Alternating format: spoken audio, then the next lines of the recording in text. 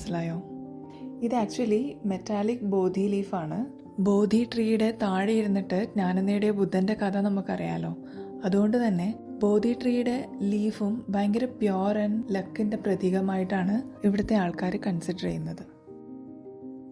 ഈ ലീഫിൽ നമ്മൾ നമ്മളുടെ പേരും ആഗ്രഹങ്ങൾ അല്ലെങ്കിൽ പ്രേയേഴ്സ് എഴുതിയിട്ട് നമ്മളവിടെ ഹാങ് ചെയ്യുകയാണെങ്കിൽ ഈ ലീഫ് നമുക്ക് പോസിറ്റീവ് തോട്ട്സും ഭാഗ്യവും അതുപോലെ ഫ്യൂച്ചർ പ്രൊട്ടക്ഷനൊക്കെ കൊണ്ടുവരും എന്നാണ് തായ് കൾച്ചർ പ്രകാരം ഇവരുടെ വിശ്വാസം. തൊട്ടടുത്തുള്ള കൗണ്ടറിൽ നിന്ന് 30 ബാത്ത് കൊടുത്തിട്ട് ഞാനും ഒരു ലീഫ് വാങ്ങിച്ചു.